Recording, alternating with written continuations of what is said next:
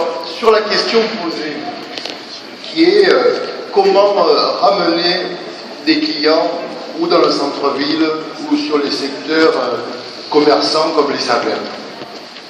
Parce que la question, elle est là. Pour que les commerces tournent, il faut qu'il y ait de la clientèle. Alors, sur les sablettes, a priori, ces dernières années, ça semble plus facile, certes grâce à l'animation dynamique des associations de commerçants. Mais par contre, le centre-ville, quand on regarde un peu son histoire récente, on s'aperçoit que depuis la fermeture des chantiers navals, et même avant, les différentes municipalités n'ont mis aucun centime dans l'amélioration du centre-ville en termes de structure. Et bon, vous savez quel est mon parcours.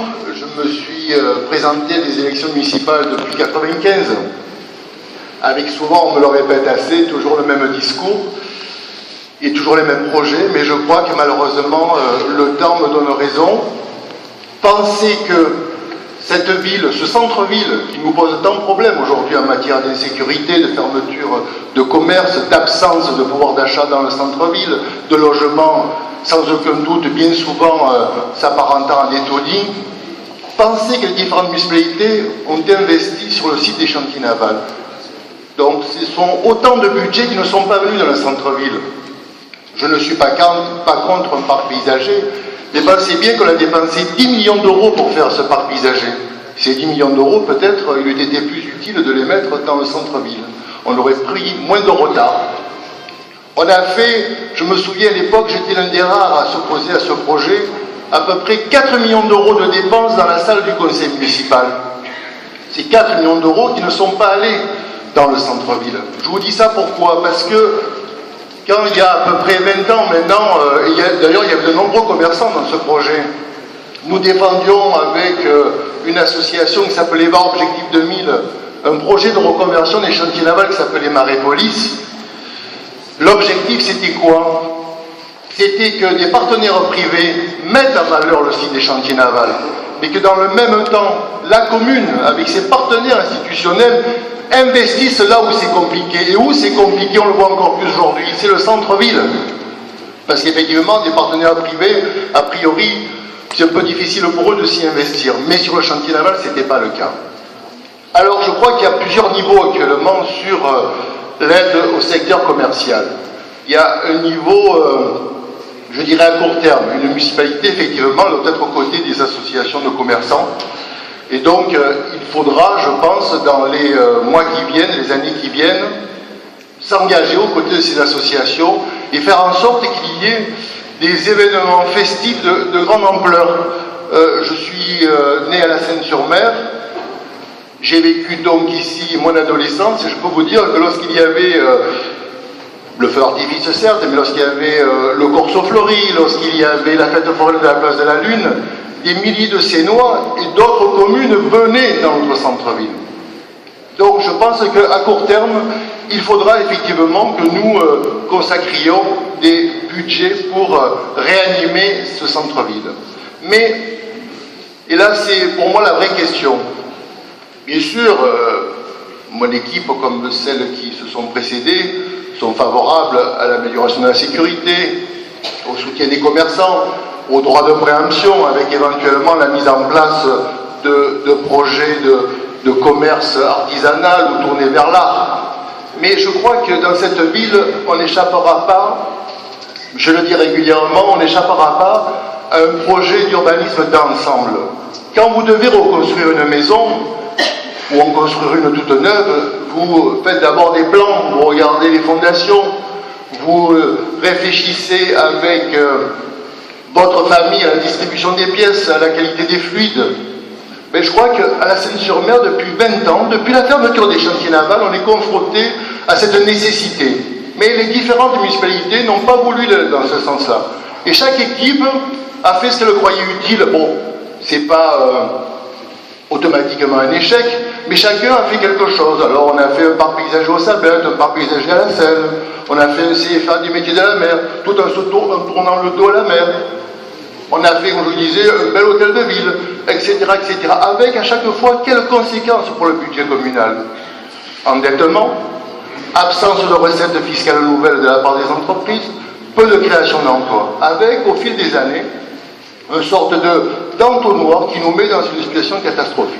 Donc, si on est sérieux, et j'aime à le répéter en tant que Sénois, si on veut ne plus mentir aux gens, ne plus mentir aux chômeurs, aux commerçants, aux contribuables, chaque équipe, quelle que soit celle qui sera élue après le 30 mars, doit s'engager dans la définition d'un plan d'urbanisme d'ensemble.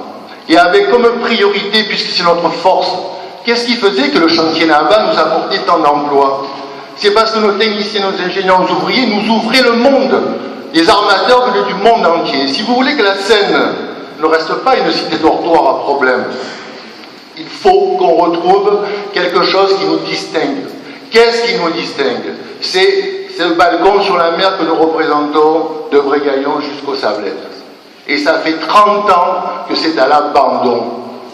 Alors on nous invente un port de commerce, on nous invente un parc paysager, je l'ai dit, bientôt peut-être une galerie marchande avec Auchan, on nous invente des projets d'aménagement de la corniche de Tamaris, etc. Il faut un projet commun à tous ces espaces, avec en arrière de cet espace littoral, de ces espaces littoraux, savoir enfin à quoi servent les quartiers qui l'environnent. Alors, on a développé, et je pense que c'est toujours nécessaire et utile, cette ambition de faire de la Seine-sur-Mer, en 5-6 ans, la capitale européenne de la mer. Pourquoi on a besoin de ce type de réflexion? Parce que lorsque vous allez dans un ministère, lorsque vous allez voir M. Falco, lorsque vous allez voir M. Bozell à la région, si le maire qui vous représente et ses élus ne sont pas capables de dire voilà quel est l'objectif pour ma ville sur les 20-30 années qui arrivent, voilà comment vous, TPM, la région, le département, les ministères et les partenaires privés, vous devez nous aider à réussir ça. Sinon, on fera toujours que du court terme, on fera toujours du replâtrage, on aura toujours les mêmes problèmes d'insécurité, de fiscalité trop élevée, ne jamais savoir à quoi servent nos espaces, alors que tout le monde reconnaît qu'on est la plus belle ville du Var et qu'on a le plus gros potentiel. Tout à l'heure, j'entendais parler de tourisme. Mais le tourisme, c'est une industrie. Le tourisme, c'est pas 3 mois de l'année. Donc, pour réussir cette industrie et faire en sorte que ça marche plusieurs mois, il nous faut des équipements. Alors, quels équipements? Il faudra qu'on les définisse ensemble. Ce que je propose dans mon projet, c'est que dès l'élection passée, on se mette tous au travail, que les associations de commerçants, les CIL, les particuliers, les associations sportives et culturelles se mettent en débat pour que nous tous on puisse dire voilà ce qu'on veut faire dans notre ville, voilà comment on veut la traverser. On se fera aider. On se fera aider par des urbanistes de renom, des gens sérieux. Moi je ne sais pas vous dire aujourd'hui combien peut coûter un pont, un tunnel, ce serait vous mentir. Je ne suis pas un professionnel de ça, mais par contre, un élu, un maire et son équipe, ce sont des VRP qui doivent, avec votre confiance, en travaillant avec vous, définir ce que nous voulons faire de la Seine-sur-Mer. On l'a trop attendu, je vous le répète, je l'ai répété en 95, 2001, 2008 et là en 2014. Et on n'a rien avancé, on a toujours les mêmes problèmes. Regardez les débats qu'il y avait en 95, fiscalité trop élevée. En 2001 c'était pareil, en 2008 et aujourd'hui on est au même point. On est au même point.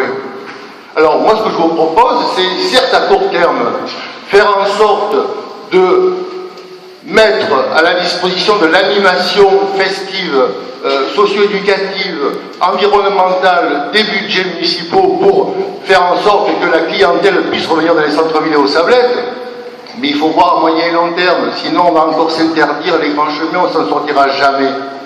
Voilà mon objectif. Et je pense qu'il faudra que chaque quartier littoral, c'est-à-dire Brégaillon, le centre-ville, le site des chantiers navals jusqu'aux Sablettes, ait un équipement majeur dans cette notion de capitale européenne de la mer. Pourquoi faire des cinémas sur le chantier naval? Aujourd'hui, un centre-ville doit se reconstruire sur lui-même. Est-ce que vous pensez qu'il est normal qu'on garde des taudis depuis des années, qu'on replaque en faisant des façades? Moi, je vous proposerai qu'on redéfinisse un quartier neuf dans le centre-ville qui nous permettra non seulement de faire des logements, mais de mettre un équipement lourd, un théâtre, des salles de cinéma et prévoir des parkings. C'est comme ça que vous ramènerez du pouvoir d'achat. qu'on fera en sorte que le centre-ville sera incontournable. Sinon, on fera encore du replâtrage. Si vous voulez du replâtrage tout le temps, moi je ne suis pas le candidat du replâtrage, je suis le candidat du projet capable de relancer cette ville dans son ensemble. Le centre-ville, si on veut le sortir, il faut faire un quartier neuf. Est-ce que c'est à l'entrée? Je ne sais pas, on travaillera avec des urbanistes, mais en tout cas, il faut lui mettre un équipement majeur. Un théâtre, des cinémas. Faire en sorte qu'il y ait des logements neufs pour amener des gens à pouvoir d'achat. Sinon, le commerce de proximité ne s'en sortira pas. Et quant aux Sablettes, pareil, dans le même état d'esprit, il faudra qu'on mette un équipement majeur dans le cadre de la capitale européenne de la mer. Qu'est-ce que c'est? Un musée, un aquarium, je ne sais pas moi, un bowling, une patinoire, je ne sais pas, mais en tout cas, il faudra mettre quelque chose de fort qui fasse en sorte qu'à l'année, il y ait des activités. Quant aux croisiéristes, le seul moyen de les conserver, parce qu'ils ne sont pas venus pour nos beaux yeux, ils sont venus parce que nos anciens du chantier naval nous ont laissé les plus beaux quais de la rade, voire de Toulon, entre Toulon et Nice. Mais ces gens-là, pour qu'ils dépensent ici, il faut des équipements. Si vous n'avez rien à montrer, bon, que voulez-vous qu'ils viennent faire à la Ceinture-Mer à part mettre leur grand bateau et partir sur Saint-Tropez ou d'autres lieux? Voilà mon objectif, mon ambition. Merci. Merci, monsieur.